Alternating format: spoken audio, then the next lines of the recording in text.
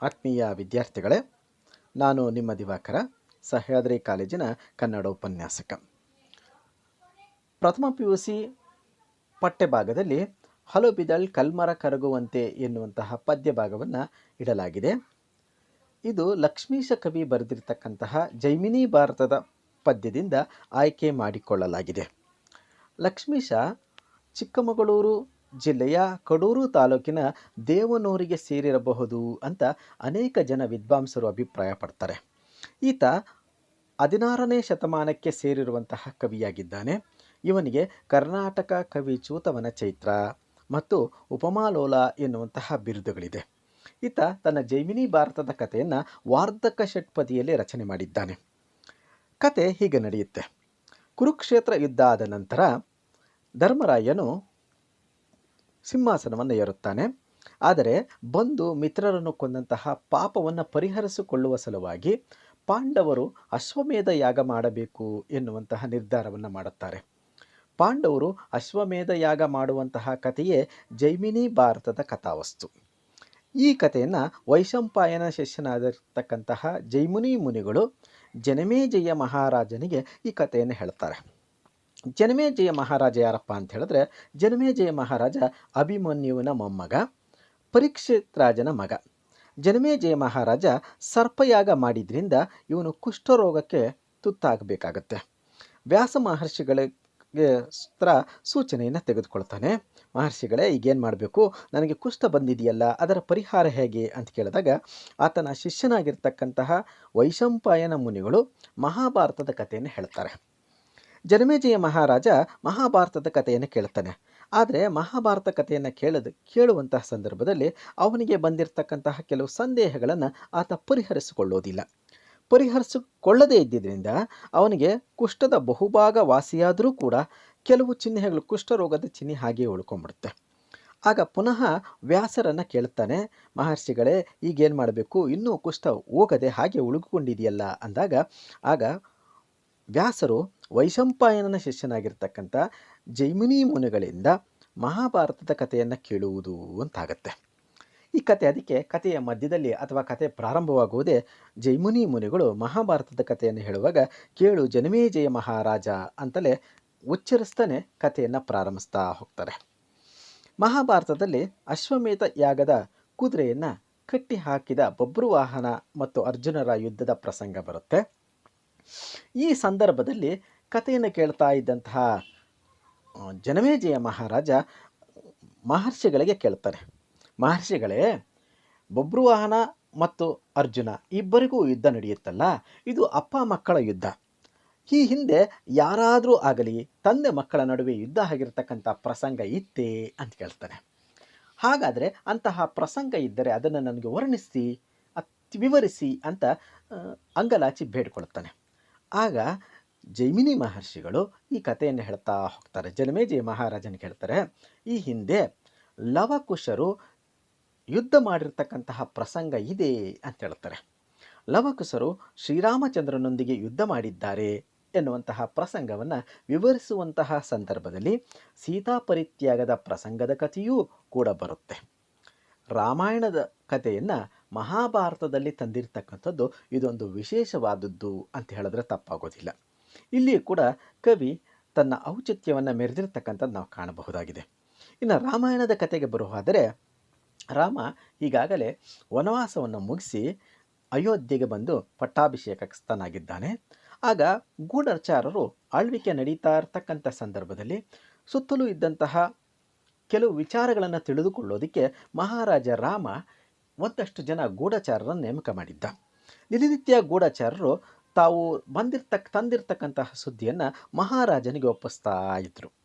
ಹೀಗೆ ಮಹಾರಾಜನಿಗೆ ತಮ್ಮ ಸುದ್ದಿಯನ್ನು ಒಪ್ಪಿಸುವಂತಹ ಸಂದರ್ಭದಲ್ಲಿ ಒಬ್ಬ ಗೂಢಚಾರ ತುಂಬ ದುಃಖದಿಂದ ಮಹಾರಾಜನಿಗೆ ಆ ದಿನದ ವರದಿಯನ್ನು ಒಪ್ಪಿಸ್ತಾನೆ. ಮಹಾರಾಜ, ನಾನು ಹೀಗೆ ಊರೆಲ್ಲ ಸುತ್ತಾ ಇರತಕ್ಕಂತಹ ಸಂದರ್ಭದಲ್ಲಿ ಒಬ್ಬ ಅಗಸ ಸೀತೆಯನ್ನು ಬೈಯುತ್ತಿರುವುದು ನನಗೆ ಕೇಳಬಂತು ಅಂತ ಹೇಳ್ತಾನೆ. ಹಾಗಾಗಿ ಸೀತೆಯನ್ನು ಅಪವಾದಕ್ಕೆ ಗುರಿ ಮಾಡಿರ್ತಕ್ಕಂತಹ ಮಾತನ್ನು ಕೇಳಿದಂತಹ ರಾಮನಿಗೆ ಸೀತೆಯನ್ನು ಪರಿತ್ಯಾಗ ಮಾಡುವುದು ಒಳಿತು. ಯಾಕಂದರೆ ಪ್ರಜಾಪಾಲಕನಾಗಿರ್ತಕ್ಕಂಥ ಶ್ರೀರಾಮಚಂದ್ರ ಸೀತೆಯನ್ನು ಪರಿತ್ಯಜಿಸುವುದು ಅಂತ ನಿರ್ಧರಿಸ್ಕೊಳ್ತಾನೆ. ಆಗ ಲಕ್ಷ್ಮಣನೊಂದಿಗೆ ಸೀತೆಯನ್ನು ಕಾಡಿಗೆ ಅಟ್ಟಿಬಿಡ್ತಾನೆ. ಲಕ್ಷ್ಮಣನೊಂದಿಗೆ ಕಾಡಿಗೆ ಹಟ್ಟಿದಂತಹ ಸಂದರ್ಭದಲ್ಲಿ ಲಕ್ಷ್ಮಣ ಅಣ್ಣನ ಆಜ್ಞೆಯನ್ನು ಮೀರುವುದಕ್ಕಾಗದೆ ಸೀತಾಮಾತೆಯನ್ನು ಕರೆದುಕೊಂಡು ಹೋಗಿ ಕಾಡಿನಲ್ಲಿ ಬಿಟ್ಟು ಬರ್ತಾನೆ. ಕಾಡಿನಲ್ಲಿ ಬಿಡುವಂತಹ ಸಂದರ್ಭದಲ್ಲಿ ಸೀತೆಗೆ ರಾಮ ನಿನ್ನನ್ನು ತ್ಯಜಿಸಿದ್ದಾನೆ ಎನ್ನುವಂತಹ ಸುದ್ದಿ ಕೇಳಿದಾಗ ಆದಂಥ ಆಘಾತದ ಸ್ಥಿತಿಯಂತಹದ್ದು ಅನ್ನೋದರ ವರ್ಣನೆ ಕೊಡ್ತಾನೆ. ಸೀತೆ ಒಬ್ಬಂಟಿಗಳಾಗಿ ಅಳುವಂತಹ ಪ್ರಸಂಗ ಕಾಡಿನಲ್ಲಿ ಬಂದಾಗ ಸೀತೆಯ ಸುತ್ತಲೂ ಆ ಪ್ರಕೃತಿಯಲ್ಲಿ ಇರಬಹುದಾದಂಥ ಪ್ರಾಣಿ, ಪಕ್ಷಿ, ಖಗಮೃಗಗಳು ಆಕೆಯ ದುಃಖದಲ್ಲಿ ಪಾಲ್ಗೊಳ್ಳುತ್ತವೆ.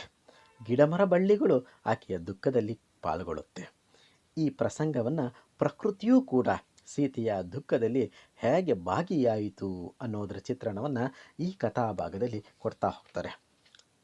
ಕಲ್ಮರ ಕರಗುವಂತೆ ಅಂದರೆ ಹಲ್ಲು ಬಿದಾಳ್ ಅಂದರೆ ದುಃಖಪಟ್ಟಳು ಅಂತ.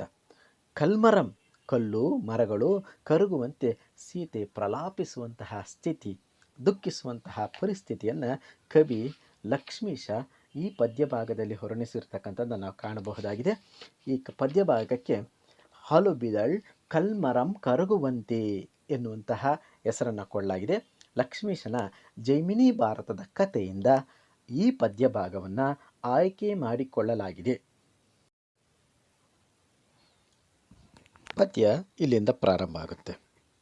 ಈಗಾಗಲೇ ನಾನು ಮೊದಲೇ ತಿಳಿಸಿದಂತೆ ಶ್ರೀರಾಮಚಂದ್ರ ಅಯೋಧ್ಯೆಯ ಅಧಿಪತಿಯಾಗಿ ಆಳ್ವಿಕೆ ನಡೆಸ್ತಾ ಇದ್ದಾನೆ. ಗೂಢಚಾರರು ತಂದಂತಹ ಸುದ್ದಿಯಂತೆ ಸೀತೆಯ ಬಗ್ಗೆ ಅಪವಾದ ಬಂದಿದೆ. ಆತ ತನ್ನ ಅಪವಾದವನ್ನು ಪರಿಹರಿಸಿಕೊಳ್ಳೋದಕ್ಕೆ ಲಕ್ಷ್ಮಣನನ್ನು ಕರೀತಾನೆ. ಲಕ್ಷ್ಮಣನ ಕರೆದು, ಲಕ್ಷ್ಮಣ, ಸೀತಾಮಾತೆಯನ್ನು ಎಲ್ಲಿಯಾದರೂ ಕಾಡಿನಲ್ಲಿ ಬಿಟ್ಟು ಬಾ ಅಂತ ಹೇಳ್ತಾನೆ. ಕಾರಣ ಏನಪ್ಪ ಅಂತ ಹೇಳಿದ್ರೆ, ಈ ಹಿಂದೆ ಸೀತಾಮಾತೆ ರಾಮನಲ್ಲಿ ಬೇಡಿಕೊಂಡಿರ್ತಾಳೆ. ಈಗಾಗಲೇ ತುಂಬು ಗರ್ಭಿಣಿಯಾಗಿರ್ತಕ್ಕಂತಹ ಸೀತೆ ರಾಮನ ಹತ್ರ ಒಂದು ಬೇಡಿಕೆಯನ್ನು ಇಟ್ಟಿರ್ತಾಳೆ.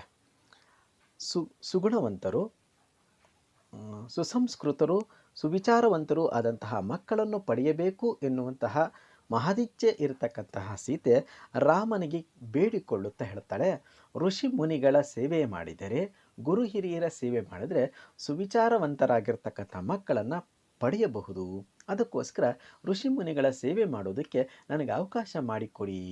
ಎಲ್ಲಿಯಾದರೂ ಋಷಿ ಆಶ್ರಮದಲ್ಲಿ ಒಂದಷ್ಟು ದಿನಗಳ ಕಾಲ ಸೇವೆ ಮಾಡಿಕೊಂಡು ಬರೋಣ ಬನ್ನಿ ಅಂತ ಕರೀತಾಳೆ.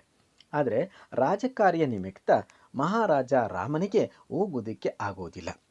ಇದೇ ಕಾರಣವನ್ನು ಇಟ್ಟುಕೊಂಡಿರ್ತಕ್ಕಂತಹ ಮಹಾರಾಜ ಈಗ ಅಪವಾದ ಬಂದಂತಹ ಸೀತೆಯನ್ನು ಕಾಡಿನಲ್ಲಿ ಬಿಟ್ಟು ಬಾ ಅಂತ ತನ್ನ ತಮ್ಮನಾಗಿರ್ತಕ್ಕಂತಹ ಲಕ್ಷ್ಮಣನಿಗೆ ಆಜ್ಞೆಯನ್ನು ಕೊಟ್ಟಿದ್ದಾರೆ. ಲಕ್ಷ್ಮಣ ದುಃಖದಿಂದಲೇ ಸೀತೆಯನ್ನು ಕಾಡಿಗೆ ಬಿಟ್ಟು ಬರೋದಕ್ಕೆ ಹೊರಟಿದ್ದಾರೆ. ಅದ್ಯಾಗೋ ಅರಮನೆಯಿಂದ ಈ ಸುದ್ದಿ ಅಯೋಧ್ಯೆಯ ಜನಕ್ಕೆ ಗೊತ್ತಾಗ್ಬಿಟ್ಟಿದೆ. ಅಯೋಧ್ಯೆಯ ಜನಕ್ಕೆ ಗೊತ್ತಾಗಿ ಅಯೋಧ್ಯೆಯ ಜನರು ಪ್ರಲಾಪಿಸುತ್ತಾ ದುಃಖ ಪಡ್ತಾ ಇದ್ದಾರೆ. ಅಯ್ಯಯ್ಯೋ, ಜಗನ್ಮಾತೆಯಾದಂತಹ ಸೀತೆಯನ್ನು ಶ್ರೀರಾಮಚಂದ್ರ ಬಿಟ್ಟನಂತೆ. ಲಕ್ಷ್ಮಣನು ಆಕೆಯನ್ನು ಕಾಡಿಗೆ ಕರೆದುಕೊಂಡು ಹೋಗುತ್ತಿದ್ದಾನಂತೆ ಅಂತ ದುಃಖ ಪಡುವಂತಹ ಪ್ರಸಂಗದಿಂದ ಈ ಕಥಾಭಾಗ, ಈ ಪದ್ಯ ಭಾಗ ಪ್ರಾರಂಭ ಆಗುತ್ತೆ. ಪದ್ಯ ಹೀಗಿದೆ. ಜನಮೇಜಯ ಮಹಾರಾಜನಿಗೆ ಜೈಮಿನಿ ಮಹರ್ಷಿಗಳು ಕತೆ ಹೇಳ್ತಾರೆ, ಮಹಾರಾಜನೇ ಕೇಳುವಂಥವನಾಗು ಅಂತ ಕಥೆಯನ್ನು ಮುಂದುವರಿಸ್ತಾ ಹೇಳ್ತಾ ಇದ್ದಾರೆ. ಅರಸ ಕೇಳ್ ಸೌಮಿತ್ರಿ ವೈದೇಹಿಯಂ ಕೊಂಡು ತೆರಳುವ ರಥಾಗ್ರದೋಳ್ ಚಲಿಸುವ ಪತಾಕೆ ರಘುವರನ ಅಂಗನೆಯನ್ ಉಳಿದನ ಆಹಾ ಎಂದ್ ಅಡಿಗೆ ತಲೆ ಗೊಡುಹುವಂತಿರಲ್ಕೆ ಪರಮದಾರುಣವಾಯಿತು ಎಂದ ಅಯೋಧ್ಯಾಪುರದ ನೆರವಿಯ ಜನ ಗುಜುಗುಜಿಸಿ ಮನದಿ ಕರಗಿ ಕಾತರಿಸುತ್ತಿರೆ ಪರಿಸಿದಂ ಕಾಳ್ಬಟ್ಟೆಗೊಂಡ ನೀಲವೇಗದಿಂದ ರಥವನ್ನು. ಮೊದಲನೇ ಪದ್ಯ ಹೀಗಿದೆ. ಹಾಗೆ ರಥವನ್ನು ತೆಗೆದುಕೊಂಡು ಹೋಗುತ್ತಿದ್ದಾನೆ ಲಕ್ಷ್ಮಣ ಅನ್ನೋದರ ವಿವರಣೆಯನ್ನು ವರ್ಣಿಸ್ತಾ ಕವಿ ಈ ರೀತಿ ಹೇಳ್ತಾನೆ. ಮಹಾರಾಜ ಜನಮೇಜಯನೇ ಕೇಳು, ಲಕ್ಷ್ಮಣನು ಸೀತೆಯನ್ನು ರಥದ ಮೇಲೆ ಕೂರಿಸಿಕೊಂಡು ಹೊರಟಿದ್ದಾನಂತೆ. ಅದನ್ನು ಹೇಳ್ತಾರೆ. ಅರಸ ಕೇಳ್, ಮಹಾರಾಜ ಜನಮೇಜಯನೇ ಕೇಳು, ಸೌಮಿತ್ರಿ ಅಂದರೆ ಲಕ್ಷ್ಮಣನು ವೈದೇಹಿಯಂ ಕೊಂಡು ಸೀತೆಯನ್ನು ಕರೆದುಕೊಂಡು ತೆರಳುವ ತೆರಳುತ್ತಾ ಇದ್ದಾನೆ. ರಥಾಗ್ರದೋಳ್, ರಥದ ಅಗ್ರಭಾಗದಲ್ಲಿ, ರಥದ ಮೇಲ್ಗಡೆ ಚಲಿಸುವ ಪತಾಕೆ ಇದೆ. ಅದು ಯಾರ ಪತಾಕೆ ಅಂದರೆ ರಘುವಂಶದ ಪತಾಕೆಯನ್ನು ಆತ ಧರಿಸಿಕೊಂಡಿದ್ದಾನೆ. ಅದಕ್ಕೆ ಹೇಳ್ತಾರೆ ರಘುವರನ ಅಂಗನೆಯನ್. ರಘುವಂಶದಲ್ಲಿ ಹುಟ್ಟಿದ್ರಿಂದ ಶ್ರೀರಾಮಚಂದ್ರನಿಗೆ ರಾಘವ ಎನ್ನುವಂತಹ, ರಘುನಂದನ ಎನ್ನುವಂಥ ಹೆಸರುಗಳಿದೆ. ಅದಕ್ಕೆ ಹೇಳ್ತಾ ಇದ್ದಾನೆ ಕವಿ, ರಘುವರನ ಅಂಗನೆಯನ್. ಅಂಗನೆ ಅಂದರೆ ಹೆಣ್ಣು ಅಂತ, ಹೆಂಡತಿ ಅಂತ. ಉಳಿದನ್, ಬಿಟ್ಟನಂತೆ. ಸೀತಾಮಾತೆಯನ್ನು ಶ್ರೀರಾಮಚಂದ್ರನು ಬಿಟ್ಟನಂತೆ. ಆಕೆಯನ್ನು ಸೌಮಿತ್ರಿ ಕರೆದುಕೊಂಡು ಹೋಗುತ್ತಿದ್ದಾನಂತೆ.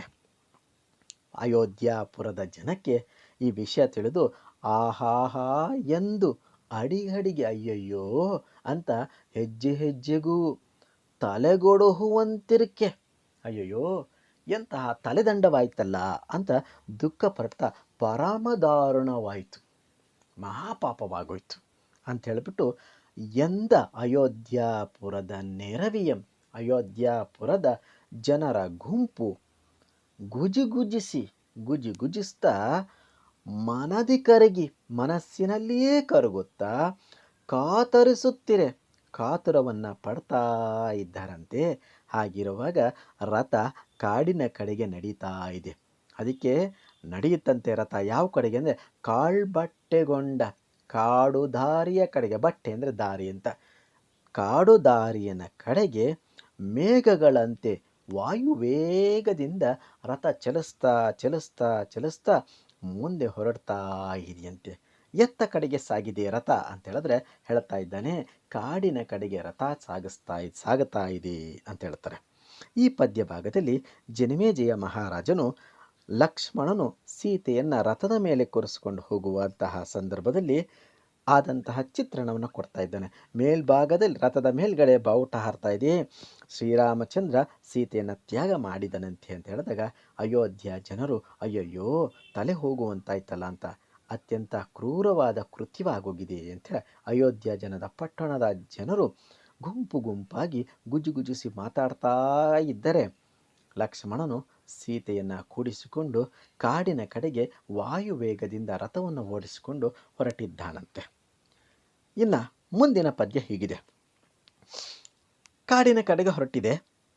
ಇಳಿದು ರಥದಿಂದ ಮಂದಾಕಿನಿಗೆ ಪೊಡಮಟ್ಟು, ಬಳಿಕ ನಾವಿಕನೊಡನೆ ನಾವದೋಳ್ ಗಂಗೆಯಂ ಕಳೆದು, ನಿರ್ಮಲ ತೀರ್ಥದೋಳ್ ಮಿಂದು, ಸೌಮಿತ್ರಿ ಮತ್ತೆ ಭೂಜಾತೆ ಸಹಿತ ಒಳಗೊಳಗೆ ಮರಗಿ, ಬಿಸಿಸುಯ್ದು ಚಿಂತಿಸುವ ಮುಂದ್ ಅಳೆದು, ಉಗ್ರ ಮೃಗ ಪಕ್ಷಿಗಣದಿಂದ ಗುರ್ಮಿಸುವ ಹಳುವವಂ ಪೊಕ್ಕ ಅಡಿ ಇಡು ಒಡಲ್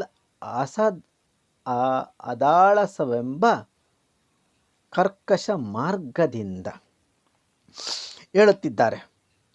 ಏನಪ್ಪ ಅಂತ ಹೇಳಿದ್ರೆ, ಇಳಿದು ರಥದಿಂದ ಮಂದಾಕಿನಿಗೆ ಪೊಡಮಟ್ಟು, ಅಲ್ಲಿ ಮಂದಾಕಿನಿ ನದಿ ಹರಿತಾ ಇದೆಯಂತೆ. ಆ ಮಂದಾಕಿನಿ ನದಿ ಹರಿತಾ ಇರಬೇಕಾದ್ರೆ ರಥದಿಂದ ಇಳಿದ್ರಂತೆ ಲಕ್ಷ್ಮಣ ಮತ್ತು ಸೀತೆ. ಮಂದಾಕಿನಿಗೆ ಪೊಡಮಟ್ಟು, ಗಂಗಾ ಮಾತೆಗೆ ಮಂದಾಕಿನಿ ನದಿಗೆ ನಮಸ್ಕರಿಸಿದ್ರಂತೆ. ಬಳಿಕ ಆಮೇಲೆ ಆ ಕಡೆಯಿಂದ ಒಬ್ಬ ನಾವೆ ತೆಗೆದುಕೊಂಡು ಬಂದಿದ್ದಾನೆ. ಆ ನಾವೆಯಲ್ಲಿ ರಥದ ಸಮೇತ ಕುಳಿತುಕೊಂಡಿದ್ದಾರೆ. ನಾವಿಕನೊಡನೆ ನಾವೆದೊಳ್, ಆ ನಾವಿಕನೊಡನೆ ನಾವಿಯ ಜೊತೆಯಲ್ಲಿ ರಥವನ್ನು ತೆಗೆದುಕೊಂಡು ಗಂಗೆಯಂ ಕಳೆದರು. ಮಂದಾಕಿನಿ ನದಿಯನ್ನು ದಾಟಿ ಆ ಕಡೆಗೆ ಹೊರಟಿದ್ದಾರಂತೆ. ಆ ಮಂದಾಕಿನಿ ನದಿ ನಿರ್ಮಲವಾದ ಪವಿತ್ರವಾದ ತೀರ್ಥವಾದ್ರಿಂದ ನಿರ್ಮಲ ತೀರ್ಥದೋಳ್ ಮಿಂದು, ನಿರ್ಮಲ ತೀರ್ಥದಲ್ಲಿ ಮಿಂದು ಸ್ನಾನ ಮಾಡಿದಂತಹ ಲಕ್ಷ್ಮಣ ಮತ್ತು ಸೀತೆ, ಸೌಮಿತ್ರಿ ಮತ್ತು ಭೂಜಾತೆ ಸಹಿತ, ಭೂಜಾತೆ ಅಂದರೆ ಭೂಮಿಯಿಂದ ಹುಟ್ಟಿದ್ರಿಂದ ಸೀತೆ ಭೂಜಾತೆ ಎನ್ನುವಂಥ ಹೆಸರಿದೆ. ಲಕ್ಷ್ಮಣನು ಮತ್ತು ಸೀತೆ ಆ ಮಂದಾಕಿನಿ ನದಿಗೆ ನಮಸ್ಕರಿಸ್ತಾ ಇದ್ದಾರಂತೆ. ಲಕ್ಷ್ಮಣನು ಒಳಗೊಳಗೆ ಮೊರಗಿ, ಪಾಪ ಒಳಗೊಳಗೆ ಮರುಗ್ತಾ ಇದ್ದಾನಂತೆ, ದುಃಖ ಪಡ್ತಾ ಇದ್ದಾನಂತೆ. ಬಿಸಿಸು ಇದು ನಿಟ್ಟುಸಿರನ್ನು ಬಿಟ್ಟುತ್ತಾ ಚಿಂತಿಸುತ್ತಾ ಚಿಂತಿಸ್ತಾ ಇದ್ದಾನಂತೆ. ಅಯ್ಯಯ್ಯೋ, ಏನಂತೆ ಚಿಂತೆ? ಮುಂದಕ್ಕೆ ಹೊರಟು ಹೇಗೋ ಏನೋ ಅಂತ ದುಃಖ ಪಡ್ತಾ ಇದ್ದಾನೆ. ಅಡಿ ಇಡು ಒಡೆ ಕಾಲಿಡುವುದಕ್ಕೂ ಸಾಧ್ಯವಾಗದೇ ಇರತಕ್ಕಂತಹ ಅಸಾಧ್ಯವಾದಂತಹ ಕರ್ಕಶವಾಗಿರ್ತಕ್ಕಂತಹ ಕಾಡದು.